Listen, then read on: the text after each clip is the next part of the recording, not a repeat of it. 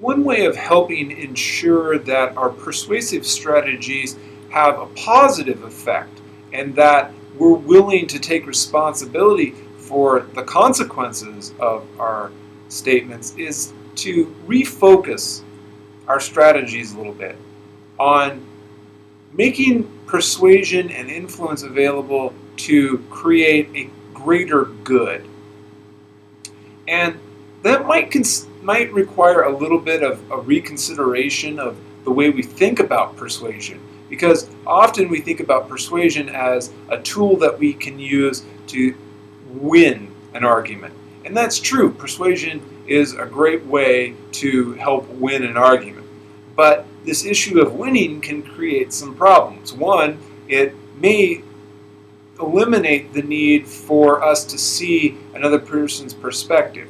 If we're so focused on defending and supporting our own ideas, we may not take into consideration where our opponent is coming from.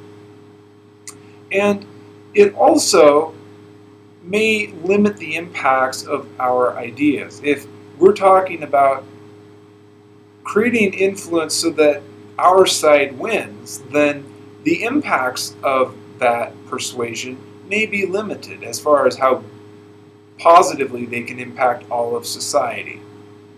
They may only represent a certain interest. And so to think about winning and persuasion a little bit differently allows us to consider the greater good of influencing our audience. Instead of winning arguments, we might be able to think of winning relationships. And this involves establishing common ground and understanding our own assumptions. So critically thinking about our own perspective and how that's influenced our ideas, and then looking for ways that our perspective might align with other people's perspectives so that it's not just our own interest that we're working to support.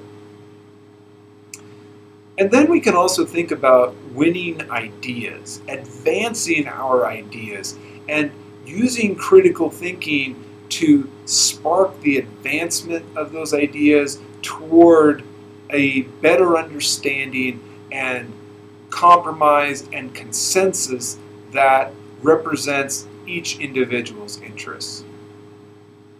And I think if you put all of this together, what you end up with is an idea of winning society, a good faith approach to solving problems.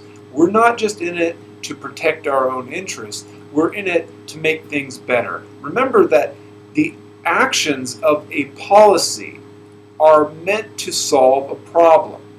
Well, that problem has a lot of different aspects, and it might impact different individuals in different ways. So if we take into account all the different ways that a problem is impacting our society, then it's more likely that we can create a solution that actually addresses all of the problem and is better for society.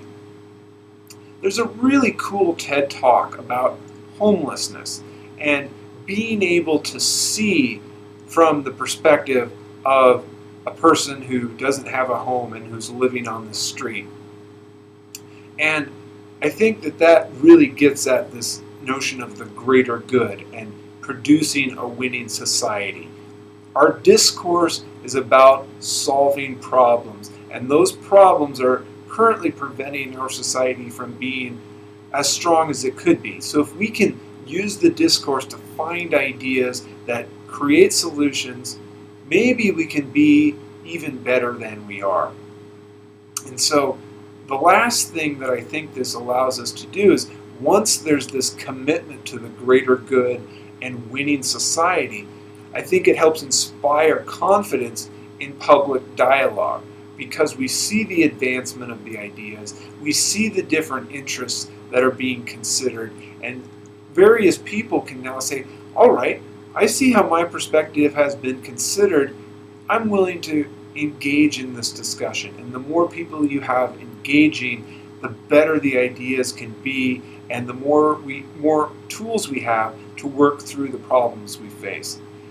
As people contribute, they gain confidence, and as a result, our public discourse strengthens. So this commitment to the greater good in persuasion really takes us beyond supporting our own perspective toward having a major impact in this public discourse.